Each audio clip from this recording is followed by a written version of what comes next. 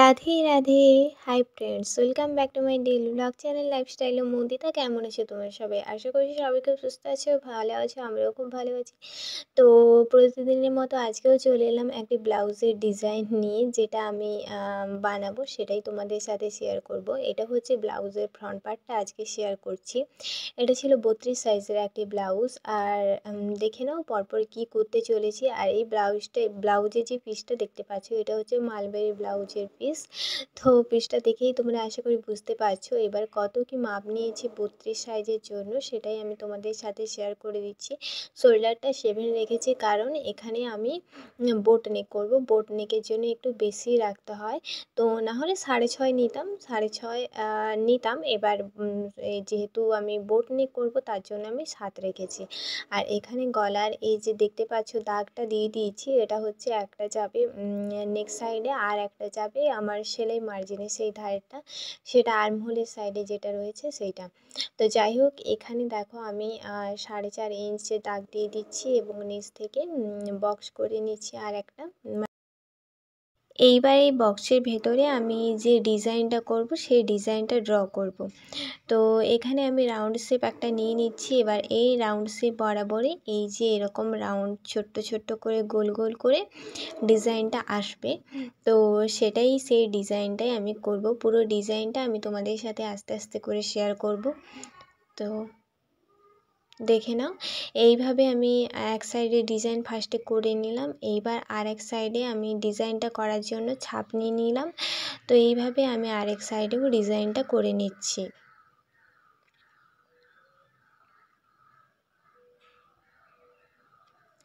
এটা হচ্ছে front part ব্লাউজের। তো তার জন্য আমি কি কি করছি তোমরা দেখে নাও। আর ফ্রন্ট পার্টটায় কীরকম হবে, কি কাটিং হবে, সেসব তো তোমাদের সাথে ভিডিও করতে করতেই আমি শেয়ার করে দেব। তো যাই হোক, আমার নেক লাইনের ড্রটা হয়ে গেছে অলরেডি। এবার আমি প্রিন্সেস কাটের জন্য আমি মাপটা নিয়ে একটা একটা করে আমি চক দিয়ে এবার দাগ দিয়ে দেবো। প্রিন্সেস কাটের জন্য কত কি মাপ নিচ্ছি সেটা আমি স্ক্রিনে তোমাদের সাথে শেয়ার করে দিচ্ছি। আশা করি তোমাদের বুঝতে কোনো অসুবিধা হবে না।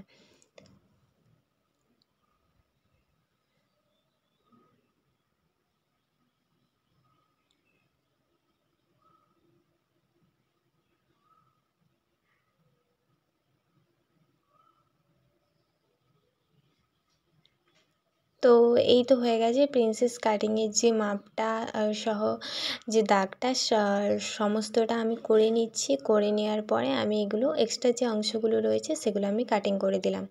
তো হয়ে গেছে কাটিং করা। এবার দেখো আমি কি করছি।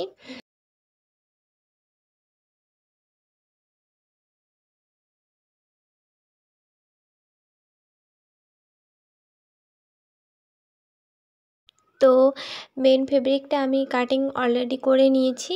তো কাটিং করার পরে এরপরে দেখো আমি এবারে লাইলিনটা দেবো। লাইলিনটা দেওয়ার পর ফার্স্টে আমি নেক সাইডটা কমপ্লিট করে নেব। তারপরে আমি আস্তে আস্তে করে চারপাশটা ধরবো। তো এই যে এখানে আমি পিনটা সেট করে দিচ্ছি, কারণ সেলাই করতে যাতে আমার কোনো অসুবিধা না হয়। কারণ মালবেরির যে ব্লাউজ পিসগুলো বলো, কাপড়গুলো কেন মানে খুব অসুবিধা হয় সেলাই করতে, হয়তো কাপড় সরে যায় বা অন্য কিছু অনেক ধরনের অসুবিধা হয়। তার কারণে আমি পিনটা সেট করে দিচ্ছি যাতে কাপড় এদিক ওদিক নড়াচড়া করতে না পারে। আর এই তো এখানে দেখো আমি প্রত্যেকটা এই যে রাউন্ড শেপগুলো যেগুলো দিয়েছি এরকমভাবে সুন্দর করে আমি সেলাইটা করে নিচ্ছি।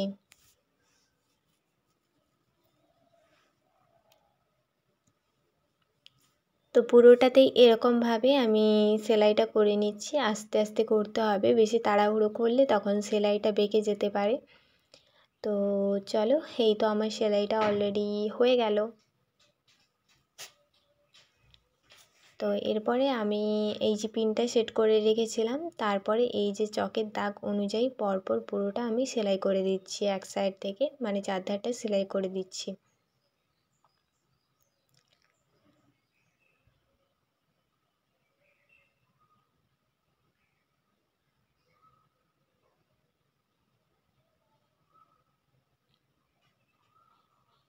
তো এই তো সেলাই হয়ে গেছে। এবারে দেখো এক্সট্রা যে অংশগুলো রয়েছে এটা আমি কাটিং করে দেব।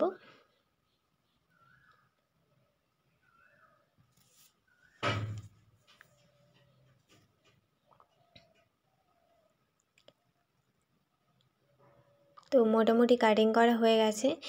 এবারে দেখো আমি কি করি। এবারে এই যে দু ধারে যে অংশটা বডির পাশটা আমি সেলাই করলাম আর দুই সাইডে যে অংশটা ওটা আমি সেলাই করে এক্সট্রা অংশগুলো কেটে বাদ দিয়ে দিয়েছি। এবার এই এক্সট্রা অংশ যেগুলো রয়েছে ওগুলো আমি এক্সট্রা অংশ বলছি, দু সাইডে যে অংশগুলো রয়েছে সেগুলো আমি বডি পার্টটার সাথে জয়েন্ট করে দেব। এরকম আস্তে আস্তে করে জয়েন্ট করতে হবে। তো এইভাবে আমি জয়েন্ট করে দিচ্ছি, 1/2 ইঞ্চ ছেড়ে জয়েন্টটা করছি আর কি। তো এখানেও আমি জয়েন্ট করতে ডবল সেলাই দিয়ে জয়েন্টটা করলাম। তো তোমরা চাইলে সিঙ্গেল সেলাই দিতে পারো, তো আমি ডবল সেলাই করে দিচ্ছি। তো হয়ে গেছে আমার সেলাই করা। তো এরপর দেখাচ্ছি আর এক সাইড আমি সেলাই করে নিচ্ছি। দেখো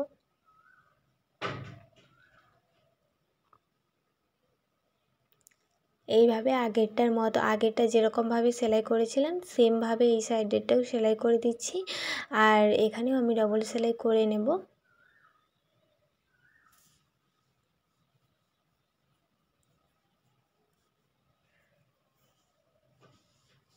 তো সেলাই করা হয়ে গেছে। এবারে দেখো আমি একদম ধার বরাবর অংশগুলো সেলাই করে দিলাম।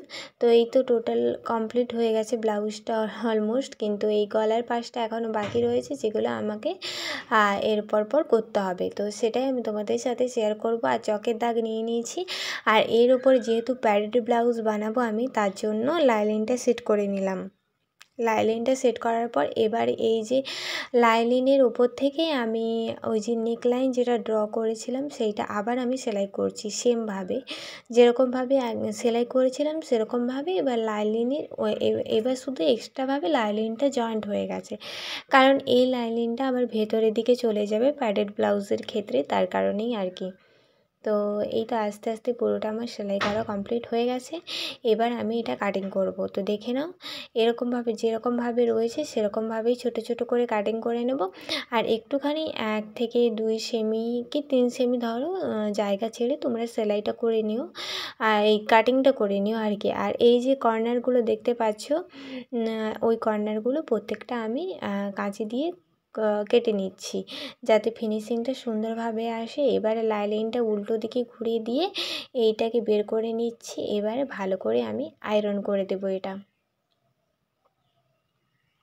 তো মোটামুটি হয়ে গেছে, দেখতে পাচ্ছ ভালো করে আমি হাত দিয়ে এটাকে সেট করে দিচ্ছি।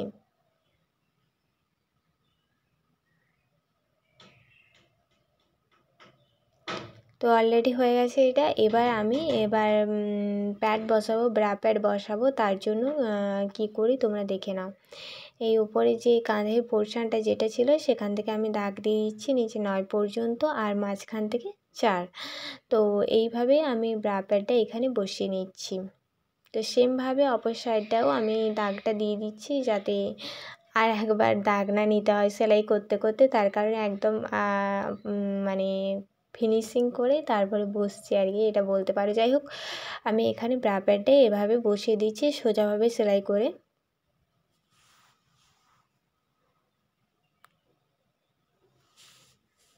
তো সেমভাবে আরও একটা ব্রা প্যাড আমি বসিয়ে নেব এখানে। ব্রা প্যাডটাকে ফার্স্টে উল্টে দিতে হবে, যেটা সোজা আছে সেটাকে উল্টে দিয়ে তারপরে তোমাদেরকে সেলাই করতে হবে, যেটা আমি এক্ষুনি তোমাদের সাথে করে দেখালাম। সোজা অবস্থায় সেলাই করলে তখন ব্লাউজটা যখন ফিটিং হবে তখন কি হবে বলো তো, ব্রা প্যাডটা উল্টো দিকে হয়ে যাবে, তার কারণে ওই কাজটা। এবার আমি ওই ব্রা প্যাডটা এইভাবেই সেমভাবে রেখে যেরকমভাবে দেখতে পাচ্ছ ওরকমভাবেই রেখে আমি পিনটাকে সেট করে নিচ্ছি, কারণ কি সেলাই করতে হবে এবারে। আর লাস্টে আমি যখন ব্লাউজটা একদম সেলাই করা কমপ্লিট হয়ে যাবে তখন আমি ব্রা প্যাডটাকে একদম সোজাভাবে করে দেব। তো এখন সোজাভাবে করলে একটু অসুবিধা হতো, কারণ কি সেলাইয়ের ক্ষেত্রে। তো সেই কারণে সেলাইটা যাতে ফিনিশিংভাবে হয় তার কারণে ব্রা প্যাডটাকে আমি উল্টো করে রেখে দিয়েছি। আর প্রত্যেকটা আর্ম হোল বলো কোমর বলো প্রত্যেকটা সাইডে আমি টেকিং দিয়ে তারপরে আমি কাজগুলো করছি। তোমরা চাইলে এই যেই অংশটা ব্রা প্যাডের যে লাইনিংটা আমি বসিয়েছি ওটাও প্রিন্সেস কাট করে নিতে পারো। প্রিন্সেস কাট করার পরে তারপর সেলাই করতে পারো, কিন্তু আমি এখানে প্রিন্সেস কাট করিনি, জাস্ট এমনিভাবেই বসিয়ে দিলাম, তার কারণেই ওই টেকিং দেওয়ার পরে পিন সেট করে আর সেলাইটা করে নিচ্ছি। তো এটা আমার কাছে সুবিধাজনক বলে মনে হয়, হয় বা তোমাদের কাছে যেটা সুবিধাজনক মনে হবে সেটা তোমরা অবশ্যই ট্রাই করো। তো এইভাবে পুরো চারপাশটা আমি সেলাই করে দিচ্ছি আস্তে আস্তে করে।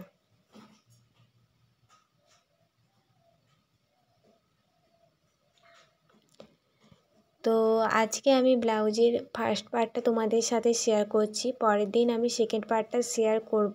তো ব্লাউজটা আমার অলরেডি কমপ্লিট হয়ে গেছে।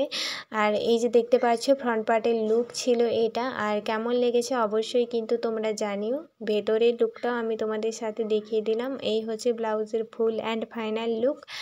তো ব্যাক পার্টটাও একটু তোমাদের সাথে আমি শেয়ার করে দেবো এর পরের ভ্লগেই। তো জানিও আজকের ভিডিওটা কেমন লাগলো। দেখা হচ্ছে নেক্সট ভ্লগে। ততদিন সবাই সুস্থ থেকো, ভালো থেকো। চলো টাটা বাই, রাধে রাধে।